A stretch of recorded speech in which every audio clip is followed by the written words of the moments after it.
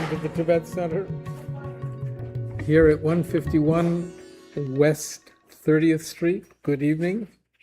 Good evening. This evening is a rather challenging evening to get here. So congratulations to you all for having persevered through all the police cordons. And so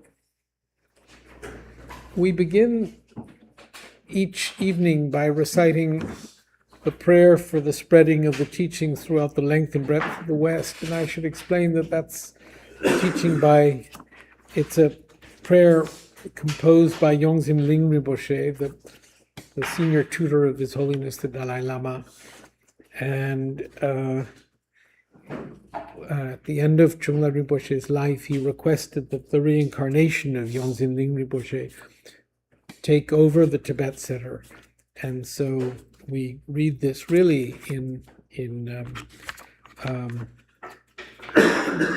out of respect for Ling Rinpoche and for this wish that he expresses here that the Dharma, the Buddha Dharma, spread throughout the length and breadth of the West. Though we are engaged in discussions and teachings on secular ethics, and we try to understand a spiritual path in a manner that is not really invested in any particular religious tradition. We are the Tibet Center, and we have for many years been a Buddhist center.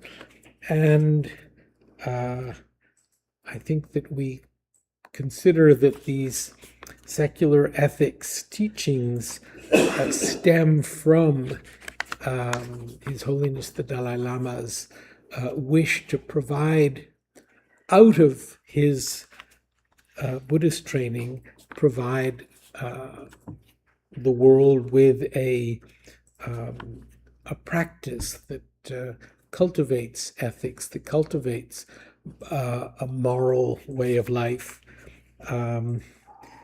free of any religion. However, we begin by reciting this prayer. By the force of the blessings of the non-fallacious three precious gems and of the truth of our purest selfless wishes, may the precious Buddhist teachings flourish and spread to the expanse of all areas throughout the length and breadth of the West. For all the people living there, together with their new ones who have engaged in the teachings and have faith and respect for them, may all conditions adverse to the practice of the pure Dharma be dispelled, and an excellent collection of favorable conditions increase like the waxing moon. And especially for those who work on methods to accomplish the flourishing and spreading of the victorious one's teachings, which are the source of benefit and happiness. May they never be oppressed by masses of interference and adverse conditions, and may this spontaneously happen just as we have hoped and wished. Now the Heart Sutra. Thus have I heard once. The Blessed One was dwelling in the royal domain of the Vulture Peak Mountain, together with a big gathering of great monks and great bodhisattvas. At that time, the Blessed One entered the Samadhi, which examines the profound illumination. At the same noble Avalokiteshvara, the Bodhisattva Mahasattva, looking at the profound practice of transcendent knowledge, saw the five skandhas of their natural emptiness. Then, through the inspiration of the Buddha, Venerable Shariputra said to Avalokiteshvara, how should those noble ones learn who wish to follow the profound practice of transcendent knowledge? And Avalokiteshvara answered, Venerable Shariputra, whoever wishes to follow the profound practice of transcendent knowledge should look at it like this, seeing the five skandhas of their natural emptiness. Form is empty, emptiness itself is form, emptiness is not separate from form, form is not separate from emptiness. In the same way, feeling, discriminating awareness, compositional factors, and consciousness are empty. Thus all the dharmas are empty and have no characteristics. They are unborn and unceasing. They are not impure or pure. They neither decrease nor increase. Therefore, since there is emptiness, there is no form, no feeling, no discriminating awareness, no compositional factors, no consciousness, no eye, no ear, no nose, no tongue, no body, no mind, no appearance, no sound, no smell, no taste, no sensation, no objects of mind, no objects of sight, no quality of hearing, no quality of smelling, no quality of tasting, no quality of sensing, no quality of thought, no quality of mind consciousness. There are no developments from ignorance to old age and death, no temporary death. There is no suffering, no cause of suffering, no ending of suffering, and no path, no wisdom, no attainment, no non-attainment. Therefore, since there is no attainment, the Bodhisattvas strive for means of transcendent knowledge. And since there is no obscurity of mind, they have no fear, they transcend falsity and pass beyond the bounds of sorrow.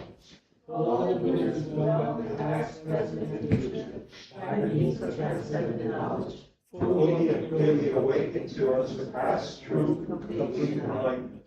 Therefore, the mantra of transcendent knowledge, the mantra of peace insight, the unsurpassed mantra, the unequal mantra, the mantra which calms all suffering, is true, for there is no deception.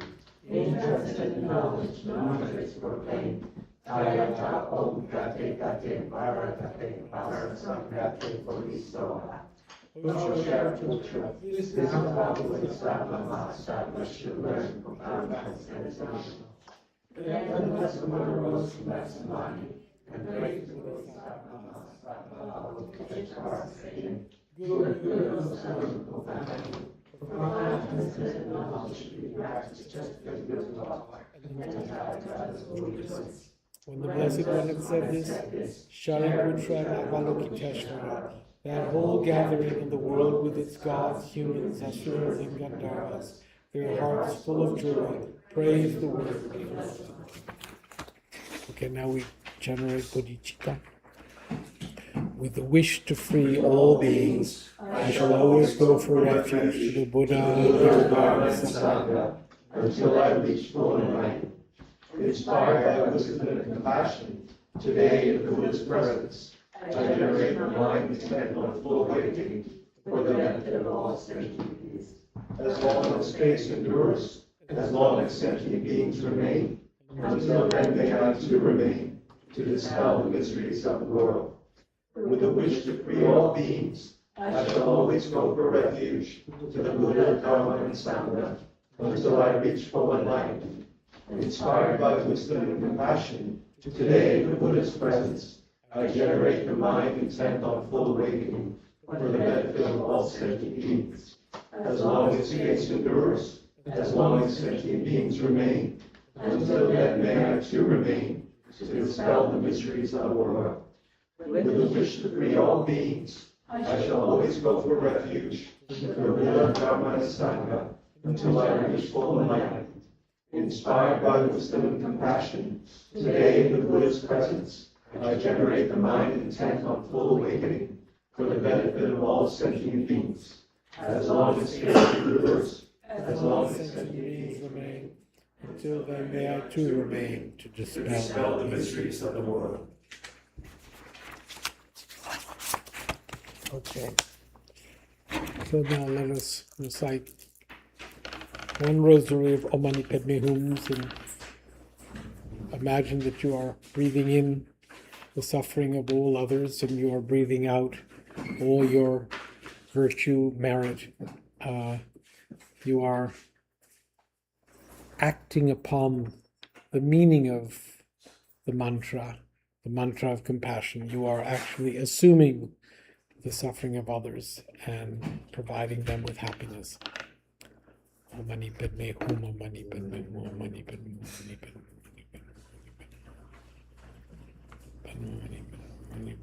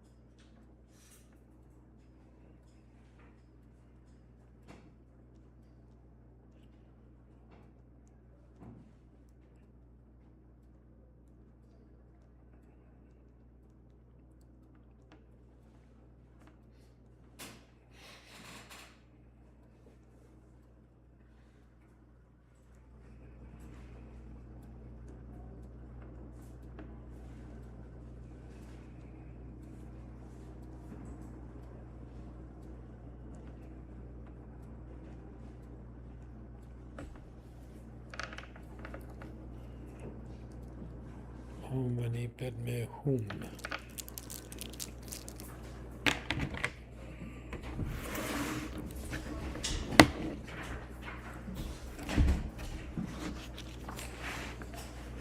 So,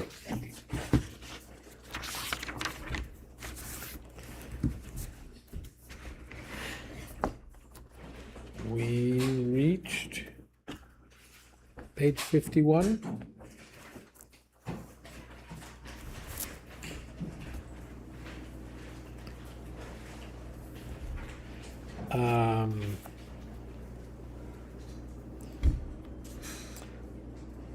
Let's go to, the problem is not materialism as such.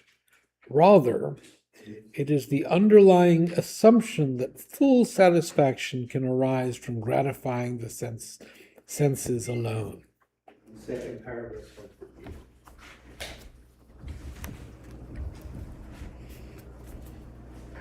The problem is not materialism as such.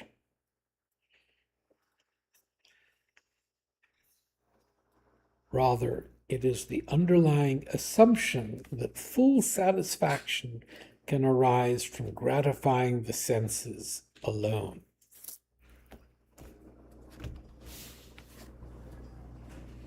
Do you have anything to say about that?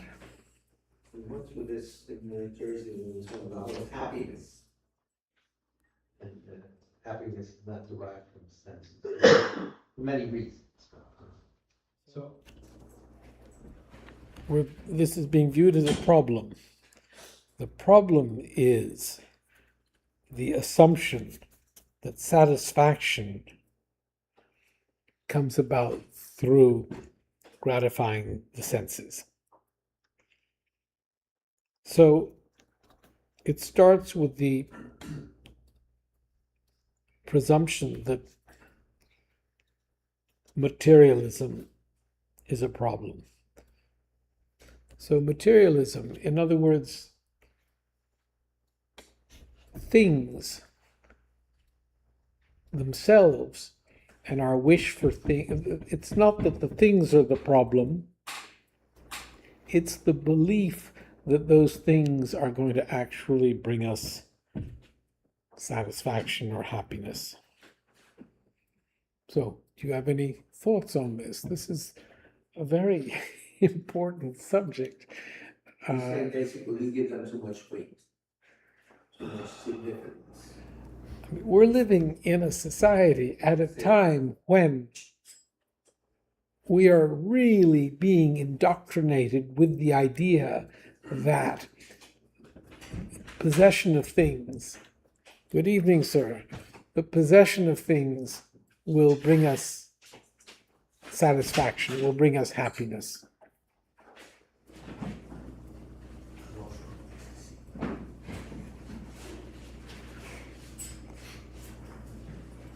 So, you know, it's like you go to a restaurant, you go outside a restaurant, and you smell the aroma of a pastrami sandwich. you must be missing pastrami sandwiches where you live. I can see that Bali doesn't have pastrami sandwiches. But I'm a vegetarian, you see? But you still have the crave So inside. on a physical sense, we have attachment by memory to pastrami sandwich. Gosh, to be a vegetarian and live in Bali and have an attachment to pastrami sandwiches is an interesting dynamic. Yes. So So the problem is not, to the material level, there's the imprint of memory of what is desirable. Even though, in reality, you're gonna get a stomach ache.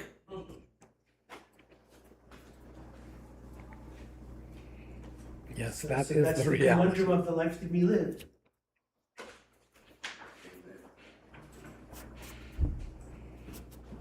We think materialism is gonna make us happy, and we meditate and we realize it's just gonna pass, but still we're attached. Yes. Agreed. The Buddha said right away, no way, to avoid that belief that material things will satisfy its craving, right? Says he, holding on to his Krispy Kreme. Right there. I Buddha nature, not the Buddha. Mhm. The underlying assumption that full satisfaction can arise from gratifying the senses. So, how do we go about the process of disentangling or undoing the connection between full satisfaction and as being the what gratifies the senses, or that gratifying the senses brings about true satisfaction? You can have a proper chair. Do you want to sit back there? Here. No? It's good for your family.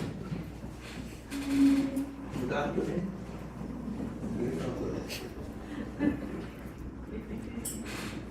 The first thing I think is to recognize that we're susceptible. I know that when I buy something on Amazon, or I go shopping, whatever, you get this consumer high, they call it. So you get this excitement about you have this new material thing, but then you realize how short-lived that is, and you don't care about that thing anymore.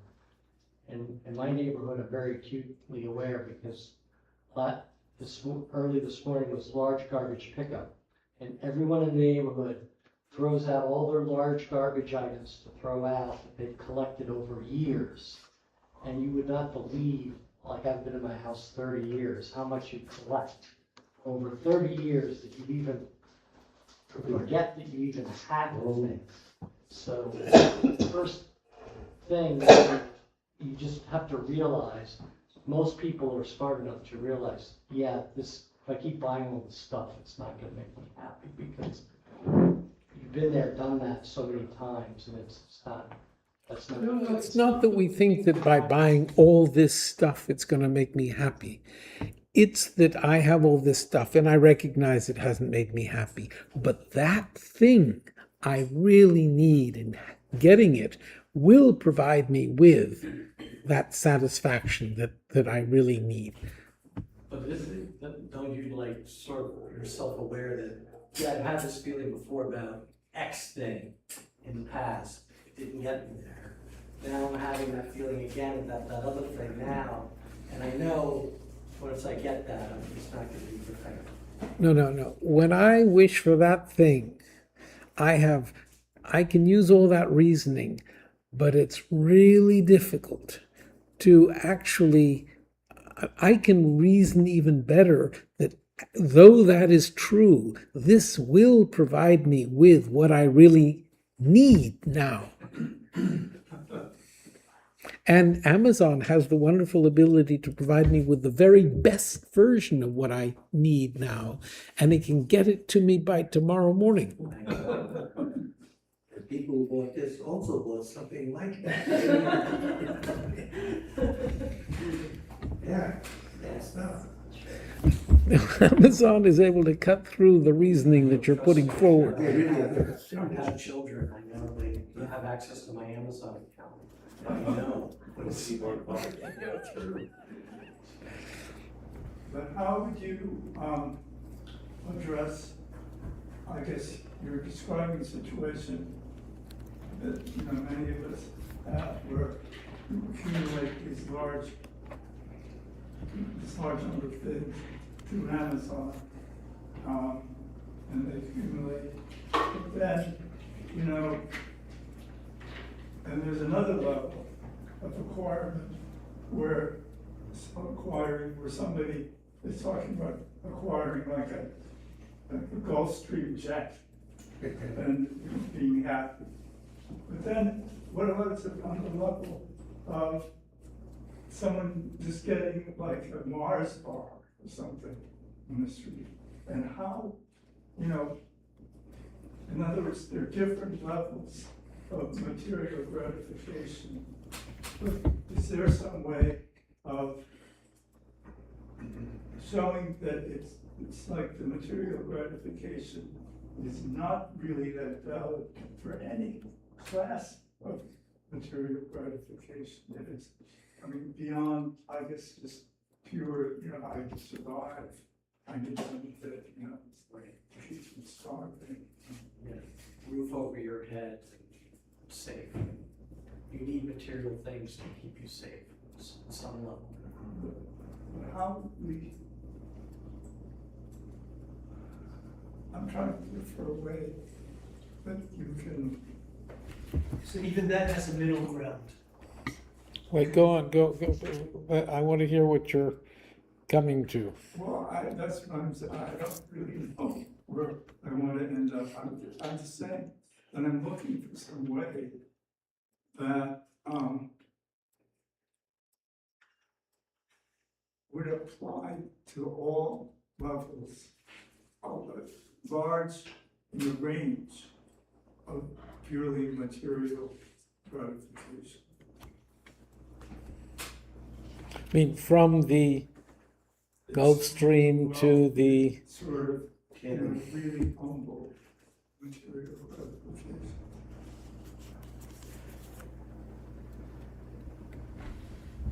so how do we develop a certain, so contentment is what we wish to cultivate.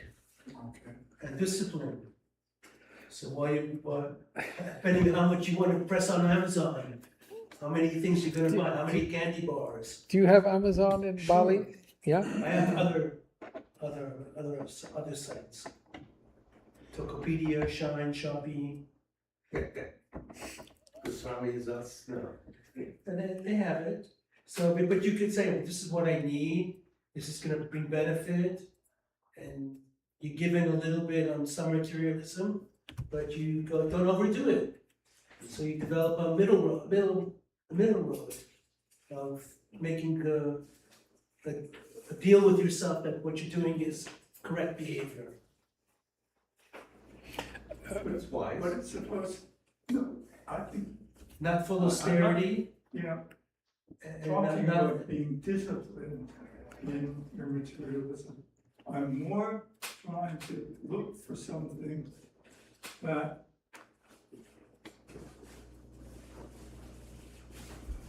to replace the whole idea of materialism as being a source of more than exactly what it is, which is, serving your material needs. Like to say, for true contentment or happiness, that there has to be a level, another level of existence as being satisfied throughout, without getting into those material aspects. So you're talking about instituting a discipline that holds us back from even getting to a point of wishing for. Is that Well, not necessarily. It's just to recognize sources of contentment that are not tied to material consumption. could we look at the Buddha himself, realize that he came as a prince full of abundance and he renounced it, then he became a total ascetic, then he realized both extremes are not good, then he found the middle path. So maybe we could model ourselves on that incident. yeah. So how do we train ourselves to do that? How do we? Making an agreement with ourselves while we're functioning in the three-dimensional realm. But you say that as if it were. But it's not so easy. So how do we do it? Eightfold Buddhist path. How do we cultivate that? Sit and meditate, and then the energies get dispersed, And then the sense of desire and attachment gets lessened. So I think that we are all living in not just the worldly world, but New York City and its environments, and navigating our work and navigating responsibilities towards a family, or a partner or whatever. How do we do it? Figuring it out. Come to class. You have to make an effort. First, you have to have a moment of awareness of the cycle that you're in. And after that moment, you have to acknowledge there's a problem with this. Like, I'm keep doing this thing and I'm not quite satisfied. So then step 3, you have to have that wish. This is like generally anybody who's even not Buddhist, to be like, okay, I want to stop impulsively buying what Amazon, let's say, is saying I need today, because this is the front page, pushes items on you, the things you need to refill. And then you have to have that by recognizing that, I actually don't need all this stuff. No, but if you get that one extra thing, then the delivery will be free. That's very true, right? Unless you're wrong. And it does trip me up quite a bit when I give in. But It's a matter of experience. As you get older, you just realize that. And you just go through like, now I have much less money to live. So different behaviors have different consequences. So if your situation is, it's not going to make any big consequence, enjoy yourself. And if it becomes consequential, rethink what you're doing. I have a unique experience with this from previously with alcohol and drinking. And I think Exactly. that's like this is a very visceral example. That one more is going to do it. One more is going to make you whole or feel wherever you're trying to go. And you're always chasing that. And it takes an experience to, at some point, something knocks you around and you, wait a minute, this isn't really working. So maybe I have to try something else. But challenge number 1, mindfulness. You have to be able to recall that experience. That's actually not going to lead there. I've come down to 30th and 7th, and I need to go left, but I'm going right every time. I'm never making it to class. Why am I not making it to class? I need to go left. And that's like, I think, something like that. So in your witnessing what your actions are, you develop your ethics as to what's good for you or not good for you. Right. But it's very seductive, that materialism, that sort of Everything. And I think it's hard to take it to stop that in yourself when it's like you're going to be thirsty again, let's say. And on that base level, like you're going to be seeking something physical just to survive. Like it's built into the program, right? Like you're going to get thirsty again, even if you become totally content and you're on it, you're meditating, you're minimalist, you're not doing anything, but you still have that piece of you that is going to be all reaching for, it's time to eat. And then, there's a nice Madeline on the table. I want the espresso. I want The imprint of our reality draws us back to our habitual behavior. So to break that through, it requires sitting and dedication, I guess. Well, the awareness that I think Tony alluded to, just discussing it now, and becoming more and more, or acknowledging the mechanics that you were discussing. The more familiar we are with the mechanics, that process itself begins to strengthen our restraint. the more aware we are, the more we're able to exert that restraint. So then with the teachings and the blessings of the Buddha, Dharma, and Sangha become very helpful in overcoming these things. It's the best help you And got. you know, when you say the Buddha, the Dharma, and the Sangha, all right, let's be a little Buddhist here. And we can bring in the Christians and prayer. When we are confronted with, let's say, the urge to indulge, when we are finding ourselves pulled in the direction of thinking that that extra whatever it is will get us to some better place, when we are actually in that, and if we are able to recognize it, yes, we can reason through and see that it's not so necessary to possess this or to indulge this, whatever. But prayer,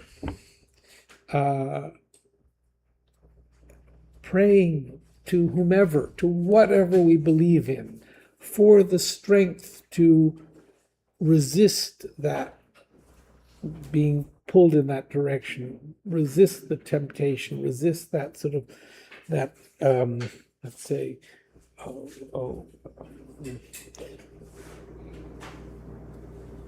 it's like a suction that pulls us in a particular direction. It's not, I don't think we should think of prayer in that situation as being, relying on faith or blind faith. No, I think that the prayer itself is an acknowledgement within ourselves of our vulnerability and a wish to be stronger than that vulnerability. And I think that it is particularly our engagement in that prayer that helps us. Yes, there might be some blessing from the outside, but our wish for help, our openness to help is what I think is particularly important. So I throw that in there as something to add to this secular ethics conversation.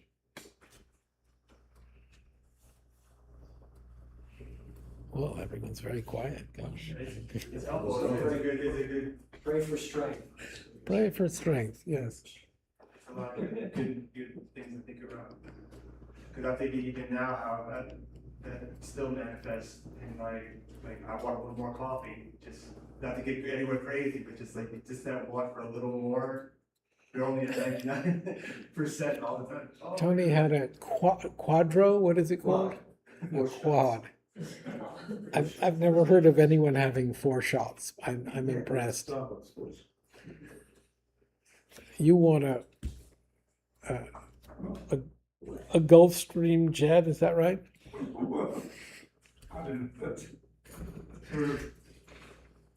It's not necessarily the size of the thing. It's not necessarily the gem. It's more the desire, the strength of the desire that you want the thing. Like you could desire the candy bar more than you want the jet per se. It's more powerful for some people, maybe. I was also, I was gonna say that, candy bar, and I was talking about I guess the items from Amazon and the executive jet are sort of really material things. When you start talking, for instance, about desire for wine or coffee or things like that, and then you get into, it's a different kind of thing that involves not just the material, but it becomes a different physical and kind of, it's more than an obsession, you get to be an actual kind of physical dependence. addiction. Addiction, exactly. And So how do you know what's attachment or non-attachment? How do you know that what you're desiring, that Learjet or that Mars bar, what makes you desire that? What's the attachment? Is it a good attachment? Is it a bad attachment? Does it make you feel centered? Well, I I mean, guess in look that at- case, it could be related to, there are people who are addicted to sugar.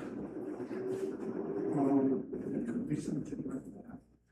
But what I'm saying is there's another element other than just a purely mental perception that something's desire, that the body is sort of unconsciously craving this thing. And so this is where we especially need, I guess, to pray for strength, because it's much harder to sort of discipline. I think those physical urges, than, like, oh, I can stop buying these, like, first edition books or something. That's people have different wishes, and so, can rationalize that, I think, more easily than somebody, who has to have like all this huge amount of expressive. But I don't know. But I would think that addiction pull, we'll call it, whether it's for the first edition books or whether it's we can say that yes, the addiction to alcohol has a physicality that is more powerful than the addiction to the collection of whatever. Nicotine. But I have or nicotine. I have the feeling that people who are addicted to, cameras, might that the little whatever it is, that addiction thing, can be as overwhelming either way. It won't have the physicality, but on the mental level, it is tickling, or the need for the satisfaction of possessing may be the same thing. I don't know about the functioning of the brain, but it may not have that sort of physical, but it's still powerful.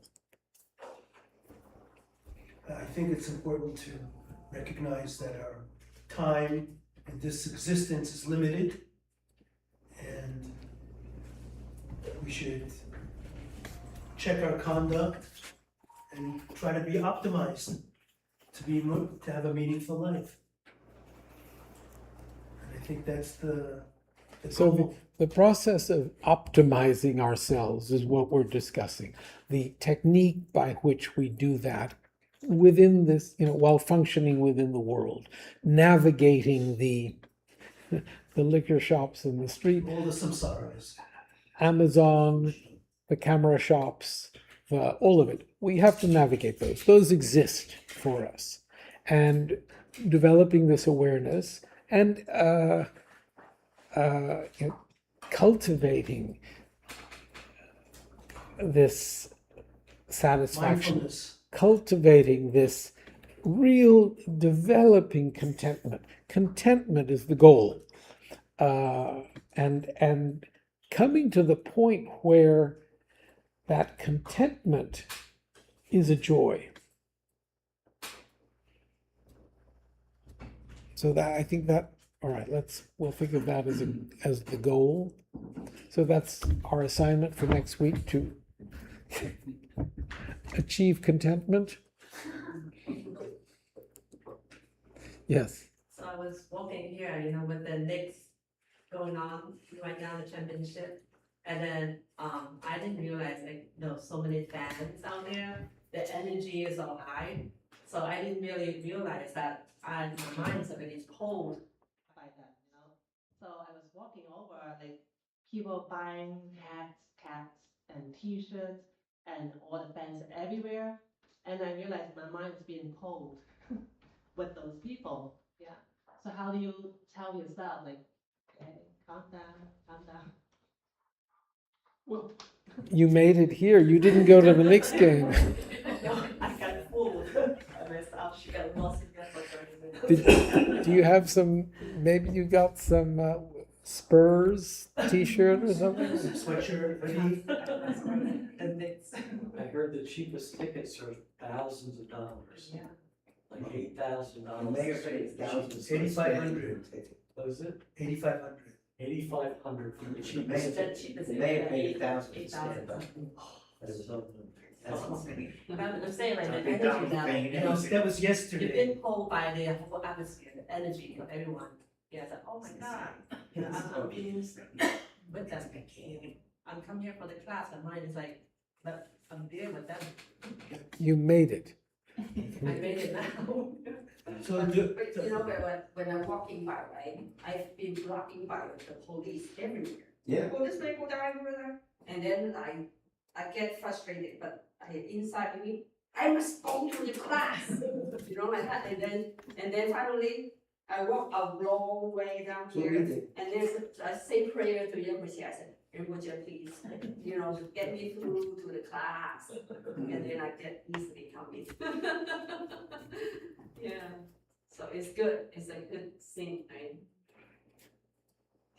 Yeah, but what you're talking about is I think the same thing that you're talking about, which is that addiction that is being Yeah. cultivated, and that you know, people feel a need to buy the next T-shirt or the Yeah.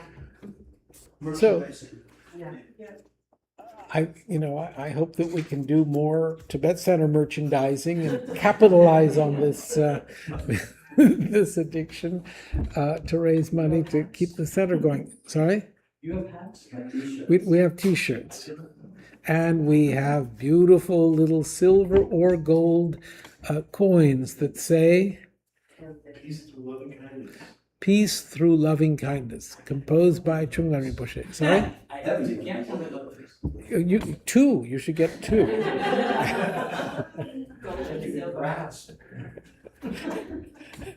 So, no, this, we joke, but I think that, and Chungla Rinpoche used to always say, I want a new house, I want a house with a swimming pool, and then I want another house someplace else, and then and it was a demonstration of how attachment works. When you have that first house, then you want a swimming pool, and then you want another house, and then you want a car, and then maybe it would be good to have another car. This process is so natural, especially in our culture where these things are you have a swimming pool.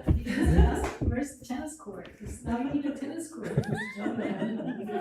We're working on it. Jacuzzi too, maybe jacuzzi. Jacuzzi. Hot springs? So the thing that we also, that Rinpoche used to tell us to do is, when you find yourself in a situation where people are enjoying these things, you rejoice in the good karma, the good virtuous karma that they are experiencing by having whatever it is that they want. You develop instead of you having envy or anger or whatever, on the contrary, you develop joy for them. That, you know, whatever it is that they are able to enjoy, they are enjoying due to their virtuous actions in the past. And so you rejoice in their virtuous actions in the past. And that, going through that process, just makes any envy you might have, any desire for what it is that they have, go away. So rejoicing in others. Howard Hughes, right? He had everything, and then couldn't handle it. Yeah, but we can still. We're not judging others. We're not It's not looking a at judgment. We are looking at his situation, and we're developing the amount of virtue that must have been engaged in order to attain the state, the wealth of Howard Hughes. That amount of generosity. Wealth is the result of generosity. To become as wealthy as one has engaged in so much generosity, and that we must really rejoice in. But what if you see people enjoying what you said, but you have the knowledge that they got those things from non-virtuous actions. No, no, no, no, no, no, no, no. You cannot become wealthy through the accumulation. We're talking about the cause of being able to be wealthy.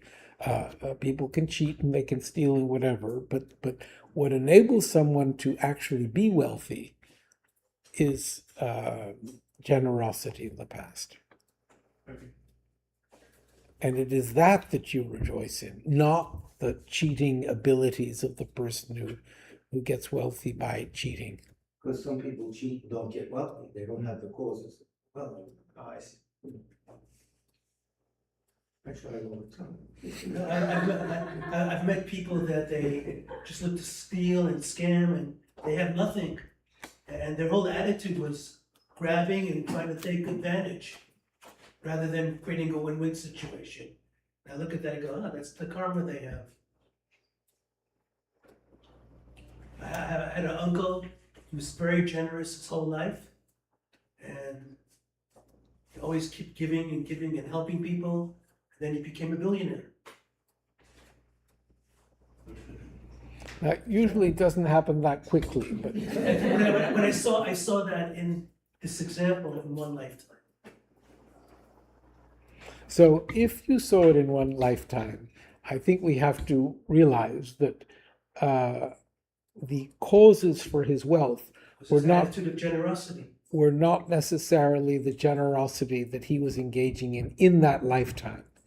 It's an accumulation of generosity that caused him to continue to be generous and caused him to be wealthy. But if we suddenly work at generosity now, it's not that we can expect to become billionaires. Sure. It needs to be natural, And over, continuous.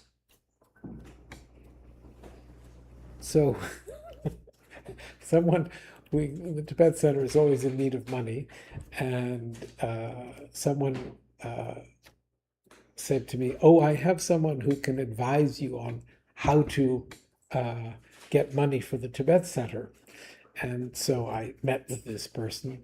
The person was a Chinese nun, and the person who introduced me to the Chinese nun said, "This is the person who's going to help you with raising money for the Tibet Center." And the Chinese nun said to me, "You must teach the members of the Tibet Center about generosity." I thought that was very funny. The one on Wall Street, that one? No, I don't know what nationality it is. Hungarian pastry shop next to St. John the Divine. Yeah. Yes, the Hungarian place shop, there is one Good apple shoot. there for a long time. That's where I met the wise Chinese nun. So, yeah. So the result of So generosity is the act of helping other people, making other people happy, as opposed to addictive behavior that we're trying to feed ourselves, totally diametrically opposed. yeah. But we can, recognizing our desires and our wishes, recognize that others have those same desires, those same wishes, and out of that develop. If we truly recognize that they're in the same state we are, and we recognize the degree to which we are dependent on them, that will open us to caring for them. But to do that properly, we have to recognize the problematic situation that we are experiencing.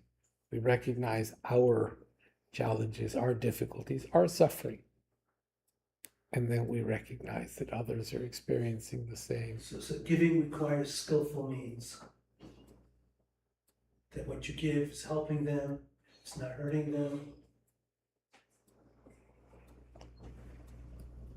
I think that initially,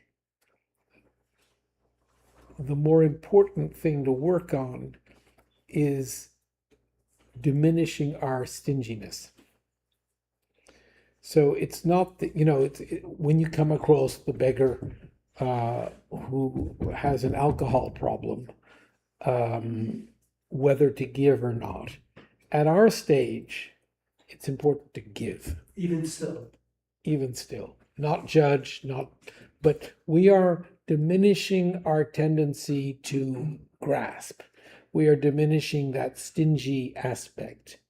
We are developing the wish to give. Once we're wise, once we truly can see that that person is someone who would be more greatly benefited by not giving, then it's the generous thing not to give. But we're not there. That's far from our general ability. And it's like the story of the Buddha on the boat with the 500 merchants, and he recognizes through his clairvoyance that one of the merchants is actually a thief and is planning to murder all the others in order to get their wealth. And he, in order to prevent that, kills the thief who was planning to kill the 500. And the reason, the motivation for killing that person was not to protect the 500 others. It was to protect that one from assuming the suffering of having killed 500, and to take that suffering of killing one person upon himself in order to prevent that person from experiencing the suffering. So the process of fiddling with the assumption of other people's karma is tricky and has to be engaged in with such purity of motivation. And so that's why That would be wisdom. that would be wisdom. And at our level of wisdom, at my level of wisdom, it's more important to give than it is to determine that that person would be better served by my not giving.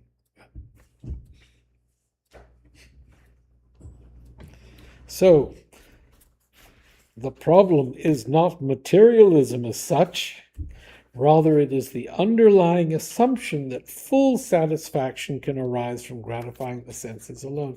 So, working at developing an understanding, a recognition that full satisfaction that full satisfaction will not arise from gratifying the senses alone. That's what we're working at cultivating, and that demands practice. That demands analytical meditation every morning. Put it as part of your morning thoughts, especially as we go out into the world in this materialistic environment.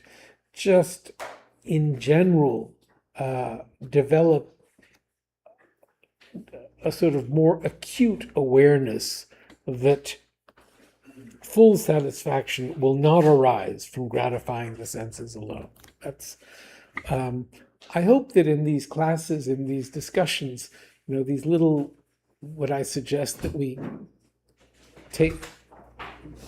engage in exercises such as working at understanding how the phenomena that we perceive are made up of parts and are thereby dependently originated and are thereby, and then think about whether they exist as a conglomeration of those parts, or whether their existence as a whole is merely my recognizing them as such. Think of that as an exercise to take out into your lives. Think of this the underlying assumption that full satisfaction can arise from gratifying the senses alone, that is false. Think of that, take that as an exercise to incorporate into your lives. All of these little analytical meditations or contemplations, the more you bring them into your lives, the more you walk around the streets seeing things and recognizing that satisfying the senses will not bring gratification, that we have to work towards a deeper gratification that doesn't come from merely that. I sort of feel that that's. Does anyone have something to say? Well, what might you have to say, please, regarding these sort of exercises that I'm suggesting that we bring into our lives? So it's not just that we're talking about these things when we come here, but that we really work towards integrating these things into our lives as we go through life. One thing that you said, Nick, just stuck with me when you said it's tricky getting involved in other people's karma and life. And on the other side of the coin is think about like your own motivation for, say, giving to the beggar as an example. You might think like, oh, it's better if I don't give to them, but also what I get hung up on sometimes, am I giving because I want to make myself feel good? You know, does it always devolve, does that giving devolve into pity? You know, it's like something for pity that doesn't seem to be the right reason. But how do you get that to be compassion? Then give more. I'm just a thought, like how does... No, there's pity. You can be walking with someone and you can feel a certain pride in giving. There are all sorts of motivations that get mixed in there that are... Is pity, like, is that a negative connotation? Or... I don't think so. Pity comes from pursuing the superiority over the person. That's where you're feeling sorry. It can, but pity can also be, pity and a wish to remove their suffering. But the real, as I say, the real poison or that we're trying to counter by giving is stinginess. We want to develop the muscle of just sharing. So in a sense, this conversation tonight, one hand you have addiction, like materialism, and then the other part is antidote, helping the people. Mm-hmm.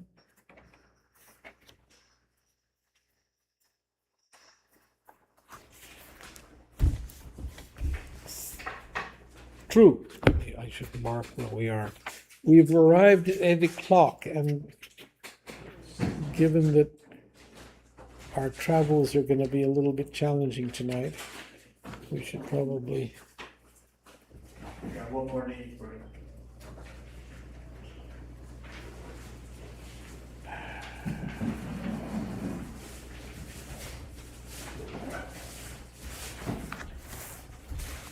So we're asked to pray for David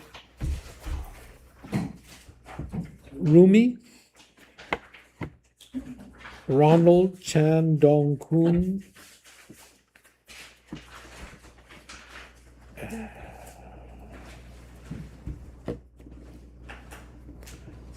And Bill Grant. Grant. Yep. Bill Grant. Grant, G-A-A-N-T. and I'll add my friend Bill Larkin.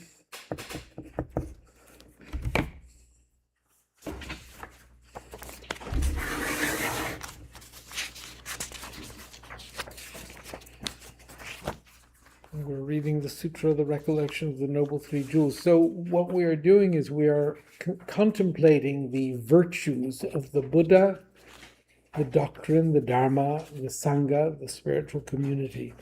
and contemplating, considering the virtues of these the three jewels, and then we dedicate that contemplation, that recollection to these deceased people, so that they may, as a result of this, find a good rebirth. I prostrate to the omniscient one. Thus the Buddha, Bhagavat, Tathagata, Arhat, Samyak Sambuddha, the learned and virtuous one, the Sugata, the knower of the world, the charioteer and tamer of beings, the unsurpassable one, the teacher of the perfect communities of the Buddha Bhagavat. The Tathagata is the Lord with all merit. He does not waste the roots of virtue. He is completely wondrous with all patience. He is the basis of the treasures of merit. He is adorned to the minor marks. He blossoms with flowers of the major marks. His activity is timely and appropriate. Seeing him, he is without astronomy. He brings true joy to those who long with faith. His knowledge cannot be overpowered. His strength cannot be challenged. He is the teacher of all sentient beings.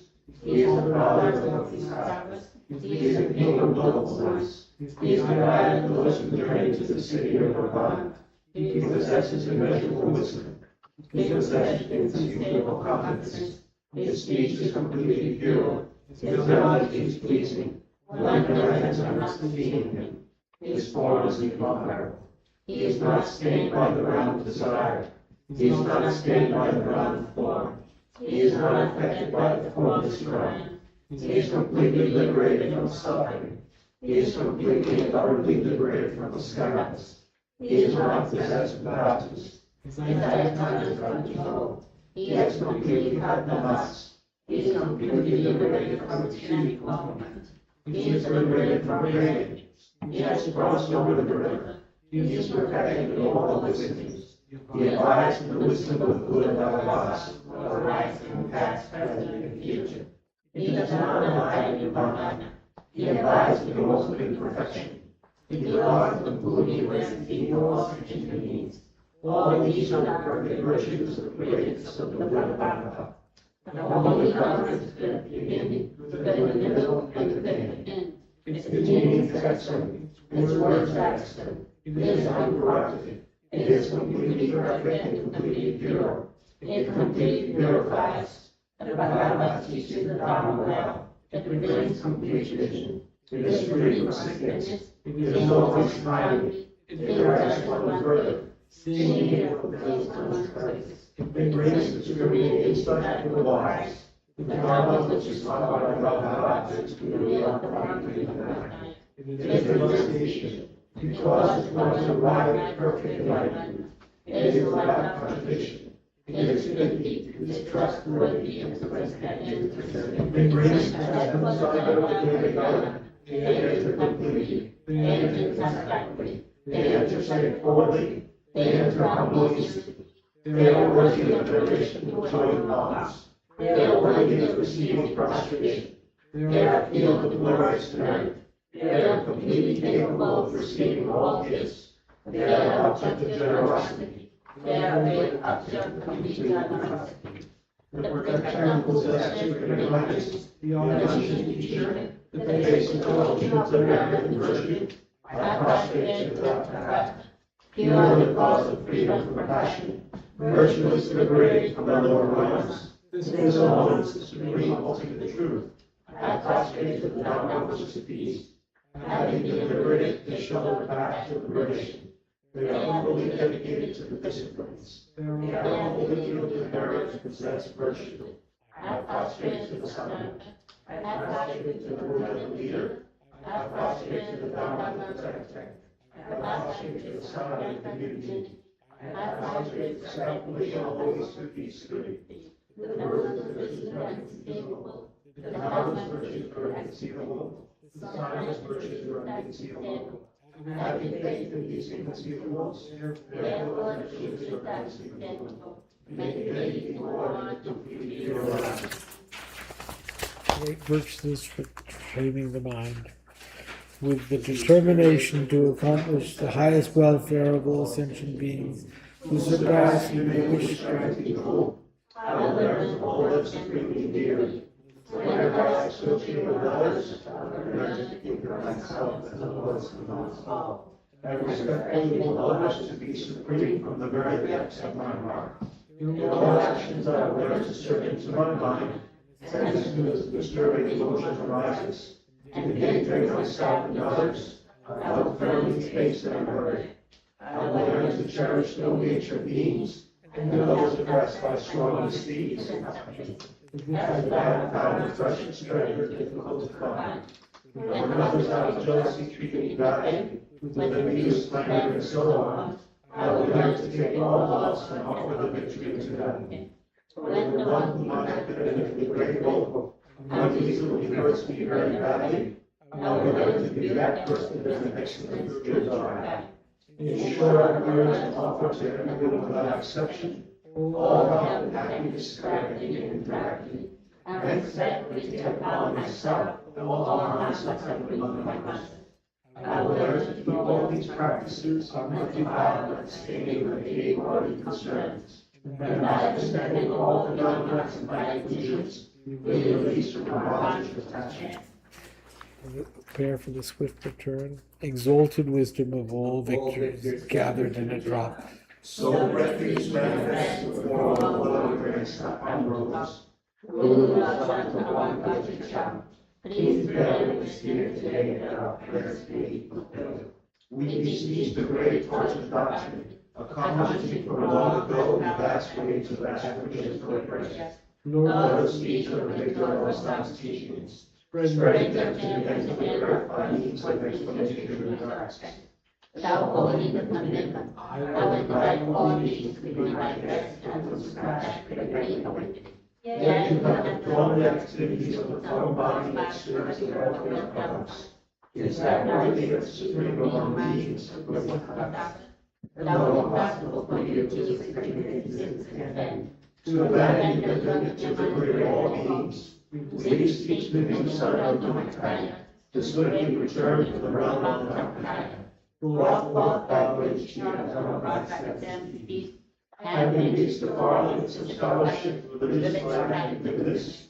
Peace constantly as an unrivaled supreme illumination, full of the sage's teachings, and wishful for the jewel, return as the glory of love and heaven, the manifested fruit of the transgressors' good, Mahapala, Kamiyama, Shri, the ocean of Dharma protectors. May you continue to fulfill us with request of the river of our expression one life place.